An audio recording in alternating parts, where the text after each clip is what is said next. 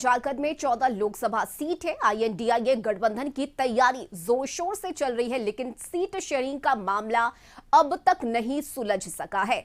और रांची से सहयोगी रुचि शर्मा इस वक्त हमारे साथ लाइव जुड़ गई हैं। रुचि, सीट शेयरिंग का मामला सुलझा नहीं है, लेकिन दावेदारी शुरू हो गई है। आरजेडी ने 5 सीट पर अपनी दावेदारी पेश की है, तो वहीं दूसरी तरफ बीजेपी अब हमलावर नजर आ रही है इसे लेकर।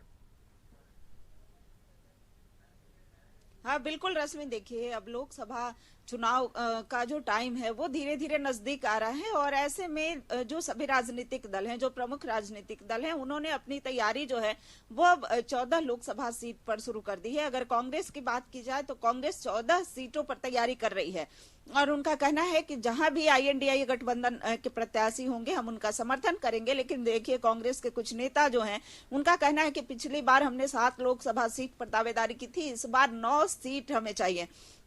वही झारखंड मुक्ति मोर्चा की देखिए, चूंकि निर्णायक भूमिका में झारखंड मुक्ति मोर्चा है, उनका कहना है कि हम जो है बड़े भाई की भूमिका में रहेंगे, यानी कि निर्णय जो लेना है वो झारखंड मुक्ति मोर्चा लेगा। हालांकि देखिए राष्ट्रीय जनता दल का भी कहना है कि हम 4 लोकसभा सीट पर अपनी तैयारी कर रहे हैं, यानी चतरा को डरमा जो है और 2 लोकसभा सीट पर जो तैयारी है उनकी चल रही है। वहीं जदयू का जनाधार नहीं है, बावजूद इसके देखिए उनका भी दावेदारी है कि हम 4 लोकसभा सीट, हालांकि हमें जितना भी सैक्रिफाइस करना पड़े यानी कि त्याग करना पड़े उसके लिए हम तैयार हैं। लेकिन इस बार कैसे केंद्र में भाजपा को हटाया जाए, केंद्र से एनडीए को हटाया जाए, ये हमारा लक्ष्य होगा। जहां तक बात रही झारखंड की, तो झारखंड की 14 लोकसभा सीट जो है उससे हम जीतेंगे, यानी कि गठबंधन जीतेगी। देखिए वहीं अगर सीट शेयरिंग पर मामला अभी तक सुलझ नहीं पाया है तो बीजेपी तंज कसती हुई दिख रही है और उनका कहना है कि पिछली बार भी इन्होंने गठबंधन बनाया था, लेकिन फलाफल जो है वो क्या निकल कर सामने आया।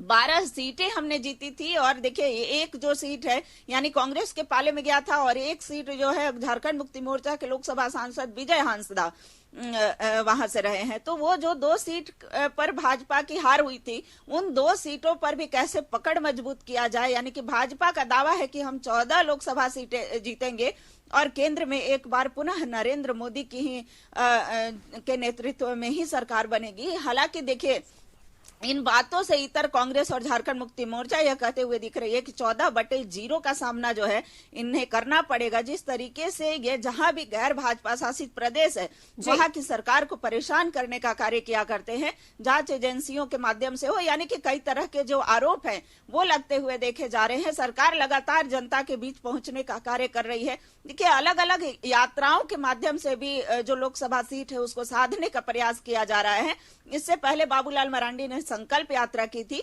उधर जो कांग्रेस का कार्यक्रम है यानी कि भारत जोड़ो न्याय यात्रा होगी, झारखंड में भी ये भारत जोड़ो न्याय यात्रा होगी। वहीं जदयू के जो राष्ट्रीय अध्यक्ष हैं नीतीश कुमार, वो उनका आगमन जो है वो झारखंड होने वाला है, यानी कि 21 जनवरी को वो आएंगे और नीतीश जोहार यात्रा की शुरुआत यहीं से होने वाली है।